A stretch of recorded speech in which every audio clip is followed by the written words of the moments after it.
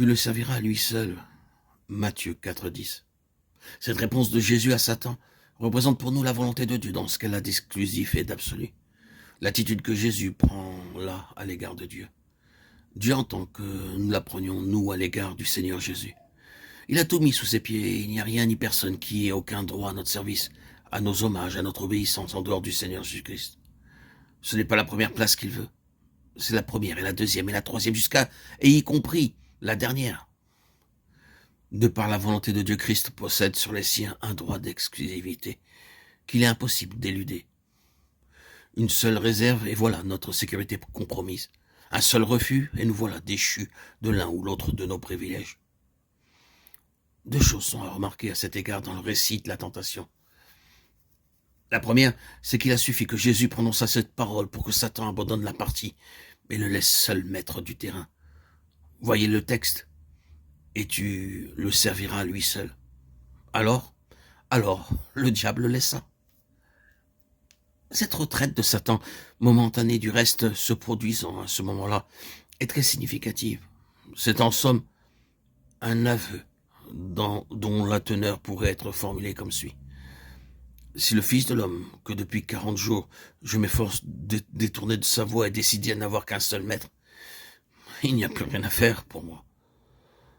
Notre seconde remarque a trait au ministère des anges, dont il est fait mention immédiatement après. C'est la réaction de Dieu à l'attitude prise par Jésus.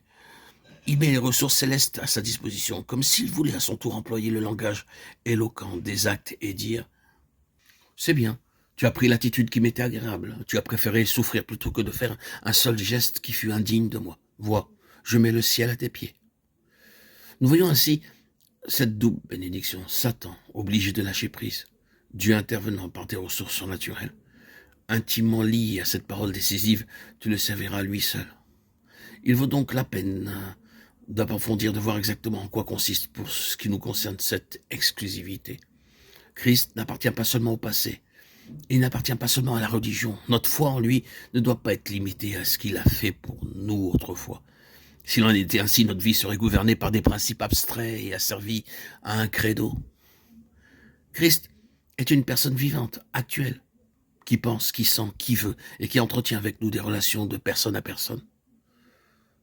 Toutes les réalités pratiques que comporte une telle relation existent entre lui et nous. Action et réaction de l'un ou de l'autre, suivant l'attitude de chacun, possibilité de développement, soit dans le sens de la confiance mutuelle et de l'intimité, soit au contraire, en tout cas pour nous, dans le sens du détachement et de l'indifférence. Cette relation se ressent même dans nos rapports avec des tiers. Rivalité et jalousie, dans un sens ou au contraire harmonie et collaboration. Quiconque est né de Dieu sait que ces choses existent et que le Saint-Esprit en nous a parfois des réactions étonnantes.